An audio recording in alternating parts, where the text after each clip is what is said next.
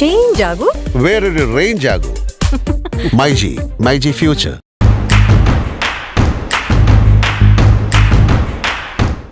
നമ്മുടെ ഹണിറോസ് റെഡും ആണെന്ന്. ഒരു മിനിറ്റ് വന്നേ, നമുക്ക് ഇവിടെ ഒന്ന് കയറിയിട്ട് വേണം, ഒരു മിനിറ്റ് കയറിയിട്ട് വേണം. ഹണിറോസ് പോരെ, റെഡും ആണെന്ന് ഹണിറോസ്. ഇത് ഭയങ്കര കോസ്റ്റ്യൂമല്ലോ ഹണിറോസ് എന്ന്. റെഡും പൊളിച്ചടക്കിയൊക്കെല്ലോ. ഞാൻ വിചാരിച്ചത് ഒരു ഡാർക്ക് പീച്ച് ആണെന്നാണ്. പിന്നെ ചേട്ടൻ റെഡ് എന്ന് പറഞ്ഞപ്പോൾ ഞാൻ സംഭവിച്ചു. എനിക്ക് ഭയങ്കര ഇതായി. എപ്പോൾ ഇറങ്ങി വീട്ടിൽ നിന്ന്? മഴ ഉണ്ടായിരുന്നു? ഞാൻ മറൈൻ ഡ്രൈവിൽ നിന്നാണ് വന്നേ. അപ്പോൾ മഴ അത്യാവശ്യമുണ്ട്. അപ്പം അമ്മ സംഘടന തറവാട്ടിലേക്ക് വരുന്നതിൻ്റെ ഒരു ഫീൽ എന്താണ്? എപ്പോഴും സന്തോഷമാണ്. എനിക്ക് കഴിഞ്ഞ ലാസ്റ്റ് ടൈം വരാൻ കഴിഞ്ഞില്ല. അപ്പോൾ വീണ്ടും എല്ലാവരെയും ഇങ്ങനെ ഒരു കുടക്കീഴിൽ കാണാൻ കഴിയുക എന്ന് പറഞ്ഞാൽ മലയാള സിനിമയിലെ എല്ലാ ആളുകളെയും ഒരു വലിയ സന്തോഷം നൽകുന്ന കാര്യം. എനിക്ക് തോന്നുന്നു അമ്മ താരസംഘടനയിൽ എക്സിക്യൂട്ടീവ് മെമ്പറായിരുന്നു ഹണി. കഴിഞ്ഞതിൻ്റെ മുമ്പത്തെ വർഷം എക്സിക്യൂട്ടീവ് മെമ്പറായി, ഒരു തവണ എക്സിക്യൂട്ടീവ് മെമ്പറായി നിന്നാണ്. അപ്പം ആ പ്രവർത്തനമൊക്കെ, അമ്മയുടെ പ്രവർത്തനങ്ങളൊക്കെ അറിയാം. ഇനി പുതിയ സംഘടനയിലെ ഭാരവാഹികൾ പറയാം, അവരോട് ഒരു ഉപദേശം എന്നല്ല രീതിക്കല്ല ഞാൻ പറയുന്നത്. ഹണിയൊക്കെ ചെയ്ത പ്രവർത്തനങ്ങളൊന്ന്. ഞാൻ എന്ത് ചെയ്തു എനിക്ക് തന്നെ അറിയില്ല, വെറുതെ പണി മേടിച്ച് തരാനായിട്ട്. ഇല്ല, അവർക്ക് ഓൾ ദ വെരി ബെസ്റ്റ്. ഏറ്റവും നല്ല ആളുകൾ തന്നെ ആ സ്ഥാനത്ത് വരട്ടെ എന്ന് ആഗ്രഹിക്കുന്നു, ആശംസിക്കുന്നു. എല്ലാവർക്കും വിന്നേഴ്സ് ആകാൻ പോകുന്ന എല്ലാവർക്കും ഇപ്പം തന്നെ വിഷസ് പറയും.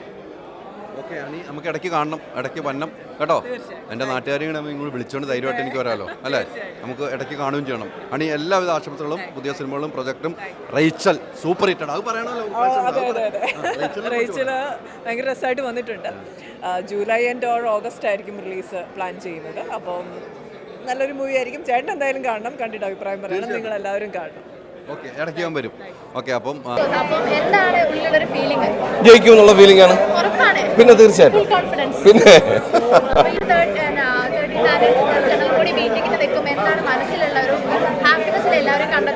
ഹാപ്പിനെസ് എല്ലാവരും കണ്ടതിൻ്റെ ഹാപ്പിനെസ് ഉണ്ട്. ഒപ്പം ഒരു 25 വർഷമായിട്ട് പല തസ്തികകളിൽ പ്രവർത്തിച്ചുകൊണ്ടിരുന്ന ഇടവേള ബാബുചേട്ടൻ നെക്സ്റ്റ് കമ്മിറ്റി മുതലില്ല എന്നുള്ളൊരു സങ്കടവും കൂടിയുണ്ട്. അപ്പോൾ എന്തായാലും നമ്മുടെ സംഘടനയ്ക്ക് മുന്നോട്ട് പോയില്ലേ പറ്റുള്ളൂ. അപ്പം ഞാൻ ജയിച്ച് വന്നാൽ, നമ്മൾ ജയിക്കുമെന്നൊക്കെ നമ്മൾ വിശ്വാസമുണ്ട്, ജയിച്ച് വന്നാൽ അതിനൊപ്പം നിന്ന് സംഘടനയ്ക്ക് വേണ്ടി എന്താണ് നല്ല രീതിയിൽ പ്രവർത്തിക്കാൻ വേണ്ടി ശ്രമിക്കും.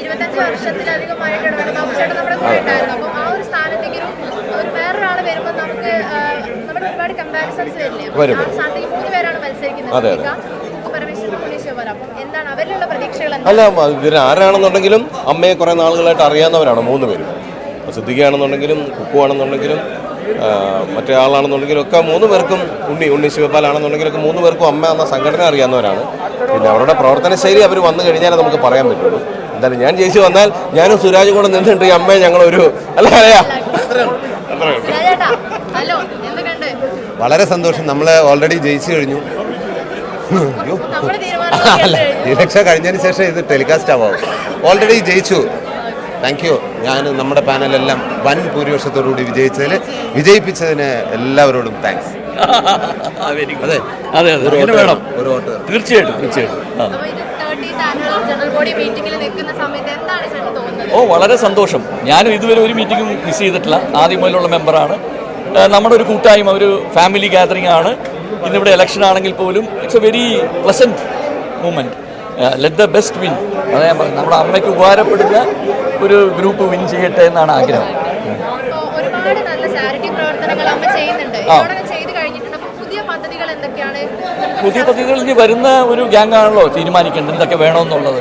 അതിൽ എന്നോട് ചോദിച്ചു കഴിഞ്ഞാൽ ഞാൻ ഏറ്റവും കൂടുതൽ ഇഷ്ടപ്പെടുന്ന, ഇപ്പം കൈനീട്ടം കൊടുത്തുകൊണ്ടിരിക്കുന്ന പാവപ്പെട്ട, അതായത് കഴിവ് കുറവുള്ള ആർട്ടിസ്റ്റുകൾക്ക് കൂട്ടിക്കൊടുക്കുക. കുറേ അർഹപ്പെടാത്ത ആൾക്കാർ ഇതിനകത്ത് മേടിച്ചുകൊണ്ടിരിക്കുന്നുണ്ട്. അവരതിൽ നിന്ന് പിന്മാറി മറ്റുള്ളവർക്ക് കൊടുക്കുക എന്നുള്ളതാണ് എൻ്റെ ആഗ്രഹം.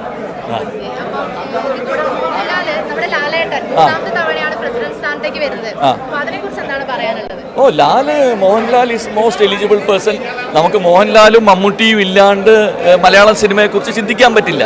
അപ്പോൾ മോഹൻലാലും മമ്മൂട്ടിയും സിനിമ ഇൻഡസ്ട്രിയുടെ, മലയാളം ഫിലിം ഇൻഡസ്ട്രിയുടെ 2 പില്ലേഴ്സാണ്. അപ്പോൾ അവർ വേണം. അതിൽ ഒന്നേ ലാൽ വേണം, അല്ലെങ്കിൽ മമ്മൂക്ക വേണം. ഇവർ 2 പേരിൽ ഒരാളുണ്ടെങ്കിൽ തീർച്ചയായിട്ടും അവരുടെ പിന്നിൽ നിന്ന് പ്രവർത്തിക്കാൻ വേണ്ടി എല്ലാവരും തയ്യാറാവും.